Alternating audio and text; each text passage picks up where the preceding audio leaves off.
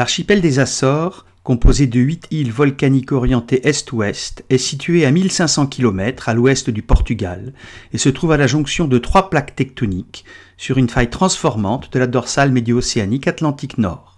Il a été produit par l'activité magmatique combinée de la dorsale et d'un point chaud actif de 8 millions d'années jusqu'à 0,7 millions d'années, mais reste sujet à des tremblements de terre et à des éruptions de type fissural. La forte activité magmatique se traduit par des fumerolles, comme ici à Furnas, et par des séismes fréquents dans tout l'archipel, mais de faible magnitude qui dépassent rarement 5, comme on peut s'en rendre compte sur cette série de cartes des séismes du jour de la plongée jusqu'en 1900. Une petite apnée dans la baie de Capella, ancien port de chasse traditionnel au cachalot, encore actif au début des années 1980, situé au nord-ouest de San Miguel, permet, dans quelques mètres d'eau seulement et sur une centaine de mètres, d'apercevoir une toute petite partie de la biodiversité sous-marine de l'archipel des Açores. En restant dans les premiers mètres, on peut bénéficier de la lumière solaire pour révéler les couleurs naturelles de la faune et de la flore, qui disparaissent rapidement avec la profondeur le long de ce cône volcanique. Sur les rochers à fleur d'eau et quelquefois dans l'eau, on rencontre le crabe coureur des Açores et des Canaries, Chrapsus adscensionis, endémique de l'Atlantique Est, mais qui est difficile à filmer depuis la surface de l'eau. Il vit sur les rochers où il est très actif de jour comme de nuit, s'accroche solidement au substrat pour résister aux vagues, saute d'un bord à l'autre des failles et se réfugie dans les anfractuosités ou dans l'eau au moindre danger.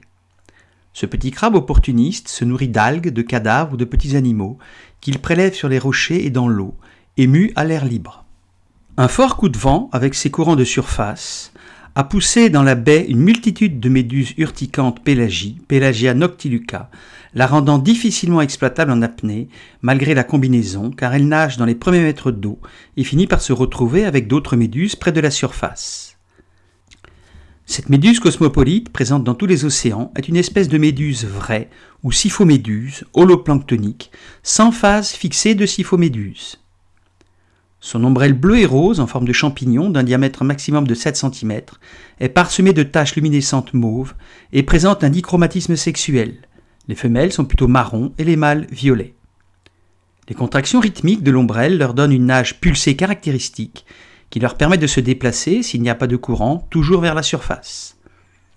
Elle possède 4 gros tentacules buccaux festonnés d'environ 15 cm et 8 tentacules urticants très fins d'environ 50 cm qui ont de nombreuses cellules nématocystes très urticantes, avec lesquelles elle capture de nombreuses proies qu'elle paralyse avant de les emmener aux tentacules buccaux qui les portent à la bouche située au centre de l'ombrelle.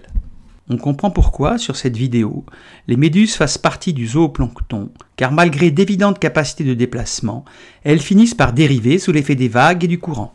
Les tombants basaltiques de cette baie sont verticaux et plongent jusqu'à plus de 20 mètres. La petite faune y est abondante et peu craintive, surtout dans les premiers mètres. De petits mulets lipus, Chelon labrosus, également appelés mules, profitent des eaux calmes de cette baie pour s'alimenter du biofilm qui se trouve à sa surface, ou pour racler avec leurs grosses lèvres les microalgues et les petits invertébrés fixés sur les rochers. Comme cette baie est ouverte au nord, donc soumise à un mode battu, le couvert algal est ras et les macroalgues sont peu abondantes, sauf au fond près de la cale, où prolifèrent quelques algues vertes, brunes comme Padina pavonica, ou rouges, dont raffolent les saupes. La saupe brésilienne, Kyphosus sectatrix, s'observe souvent, comme ici, en bancs plus ou moins importants sur les zones rocheuses littorales ou sur les herbiers de l'océan Atlantique. Ce poisson, placide, peu craintif aux Açores, a un corps oblong d'environ 15 à 20 cm, comprimé latéralement. Il est reconnaissable à sa couleur gris argenté, barrée de stries longitudinales gris foncé à jaunâtre. Sa petite bouche, orientée vers le bas, lui permet de brouter les herbiers à phanérogames, ou comme ici les macroalgues, mais également de se nourrir des petits invertébrés qu'elles hébergent. Ces tombants sont tapissés d'Ophidiaster ophidianus, grande étoile de mer régulière rouge corail, à 5 bras très longs et de section arrondie, reliés à un disque central très réduit. Cette espèce, menacée et protégée, se déplace très lentement sur la paroi rocheuse ou sur un tapis d'algues à la recherche de ses proies. Comme de nombreuses étoiles de mer, elle se nourrit de petits mollusques qu'elle englobe au moyen de son estomac dévaginable, qu'elle hydrolyse ensuite grâce à ses enzymes digestives, et enfin dont elle aspire ensuite le contenu nutritif liquéfié. Les eaux chargées en matière organique en suspension du fond de la baie profitent à un grand ver annelé tubicole, le spirographe, Sabella spallanzani, regroupés à l'ombre de ce surplomb. De son tube mou d'environ 20 cm, formé d'un mucus sécrété par l'animal et de vases agglutinés, émerge un double panache branchial spiralé d'environ 10 cm de diamètre et que le ver rétracte à la moindre alerte. Ce panache est composé de centaines de filaments qui lui permettent de respirer et de filtrer le plancton et la matière organique en suspension, qui sera ensuite ramenée par une gouttière spiralée à la bouche. Les parois basaltiques de ce tombant sont également recouvertes d'oursins violets communs, Paracentrotus lividus, au long piquant violet foncé. Le violet creuse au moyen de ses radioles et de son puissant appareil masticateur ventral appelé lanterne d'Aristote, une logette qu'il occupe entre ses repas d'algues et de corallinales, et dans laquelle il se protège de ses rares prédateurs. L'ouverture d'un oursin violet permet de découvrir l'intense compétition alimentaire, intra- et interspécifique, entre les petits poissons prédateurs du tombant que sont les girelles, les demoiselles et les sards communs, et d'autres poissons plus discrets qui se tiennent à distance.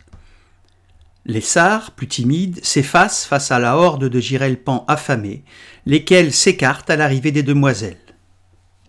La girelle pan, Thalassoma pavo, d'environ 10 à 15 cm, est originaire de l'est de la Méditerranée, mais son aire de répartition s'étend à l'ouest.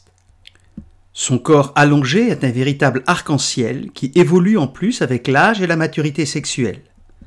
Le corps de ces mâles terminaux est vert orangé, la tête rougeâtre réticulée de bleu et la queue bleue en forme de lyre. Ce petit labridé est un prédateur carnivore hyperactif, toujours en mouvement sur le fond rocheux, qu'il parcourt inlassablement à la recherche de petits crustacés et de mollusques.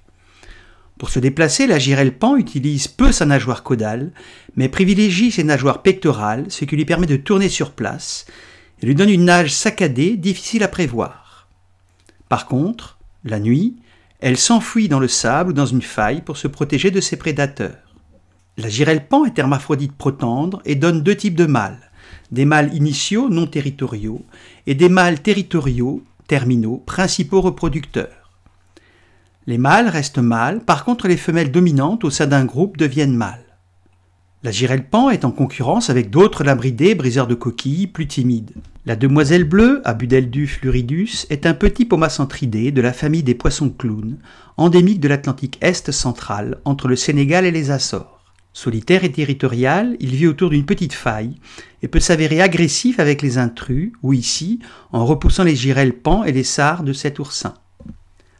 La demoiselle femelle est ovipare et dépose ses ovocytes dans un nid sommaire auquel ils adhèrent. Les mâles les recouvrent de leur sperme, puis aèrent et protègent énergiquement les œufs, puis les embryons jusqu'à l'éclosion des alevins. Avec sa robe violette très foncée, une demoiselle passe inaperçue dans une faille, mais elle est trahie par les points bleus électriques de sa tête ainsi que ceux de ses nageoires pectorales et par un liseré bleu électrique aux extrémités des nageoires. Ce poisson vif est omnivore et peut se nourrir d'algues, de petits invertébrés, d'œufs, voire avec sa petite bouche de zooplancton.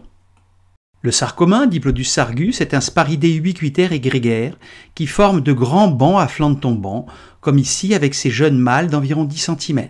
Il est reconnaissable à sa robe gris clair au reflet argenté rayée par environ 7 lignes verticales, peu visibles et qui disparaissent progressivement avec l'âge. Sa nageoire caudale, bordée de noir, possède à sa base une tache noire arrondie spécifique. Les sparidés ont la particularité d'avoir des lèvres épaisses et une puissante mâchoire qui portent des dents hétérodontes spécialisées, adaptées à leur régime alimentaire composé de proies à coquilles, moules, huîtres. Les incisives coupent et arrachent, les canines maintiennent et les molaires broient les coquilles et les mollusques et les testes d'oursin. Comme beaucoup de poissons, il est hermaphrodite protandre, les mâles devenant femelles. Au pied du tombant, ces balistes communs, Balistes capriscus, d'environ 30 cm, maraudent à la recherche d'oursins, de petits crustacés et de mollusques, qu'ils débusquent sur le fond. Ses yeux globuleux, situés très haut, bougent indépendamment l'un de l'autre, ce qui lui permet d'inspecter son environnement, stabilisé par le battement de ses nageoires. Sa petite bouche possède des grosses lèvres et des dents coniques qui lui permettent de briser les coquilles. Il est curieux, vient facilement à l'agachon lorsqu'on reste immobile comme ici, mais reste méfiant et peut s'enraguer pour se protéger d'un prédateur et se bloquer dans une faille en relevant sa première épine dorsale et son épine pelvienne. Plus au large, sur 500 à 1500 mètres de fond, on peut observer en bateau de grands poissons pélagiques comme l'espadon et selon la saison 23 espèces de cétacés, dauphins, orques, cachalots et baleines, comme ici mais vu de loin le souffle d'un rorqual commun, Balaenoptera physalus, deuxième plus grand animal vivant sur la planète et qui peut atteindre 27 mètres et peser plus de 50 tonnes.